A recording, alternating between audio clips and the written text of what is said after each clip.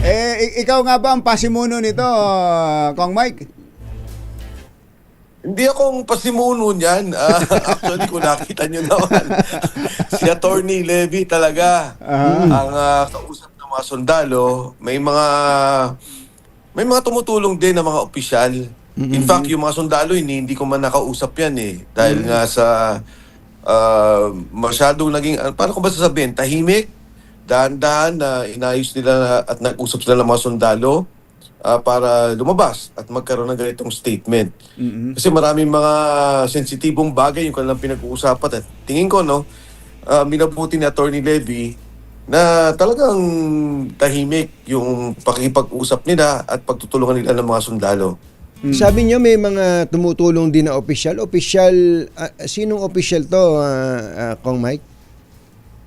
Mga sundalo din. Ganun? Hindi ko Sa sigurado military. kung aktibo o retirado, pero may mga sundalo na talagang siguro nagtulak o nag-udyok at binigyan sila ng gabay kung paano ilalabas tong statement na to. Sa military yan, pero sa gobyerno mismo, sa mga politiko na sitting incumbent. Wala namang dahil si Attorney Levy lang eh. Alam niyo yung background ni Attorney Levy para lang humailinaw ko UP Vanguard po 'yan.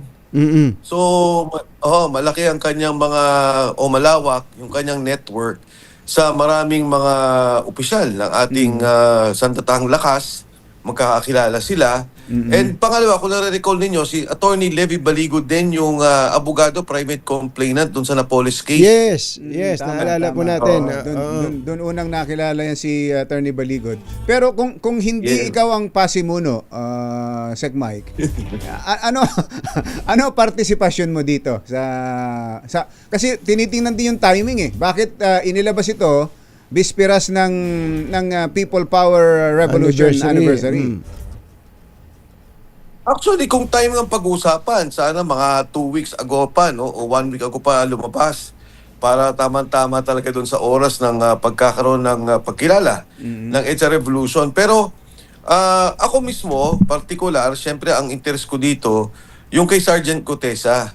Kasi kung nare-recall ninyo, Jerry and Anthony, yung nung magsalita si Sergeant Cotesa at nung ako'y magpaliwanag, tumatawag sa telepono eh. Si Sergeant Cotesa ng panahong yun, may sinasabihan siya, tulungan niyo ako, samahan niyo ako.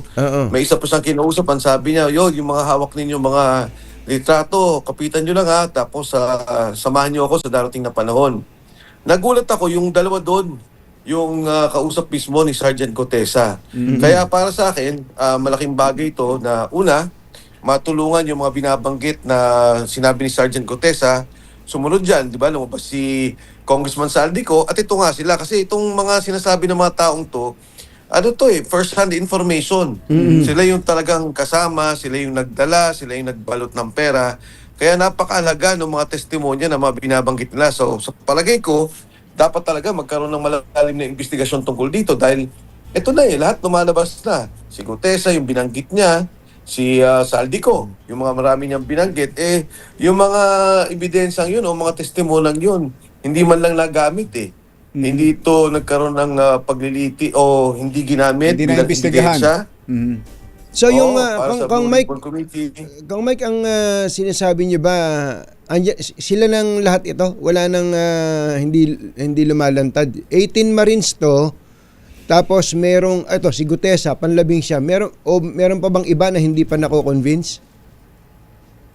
Hindi, Katunjing, ang pagkakaalam ko, meron pa talagang sinasabing second batch. Ang pagkakaalam ko nga, batay sa mga pag-usap namin ni Attorney Levy, maaari nga daw lumabas lahat Pero as of 2-3 days ago, malalim. Kasi naggagalawan yung mga tao, may mga pagtatawag, may mga messages sa mga sundalo na sabihin natin, pinapaatras o pinapatigil doon sa kanilang mga sasabihin. May nag-e-effort na wag silang tumuloy, gano'n.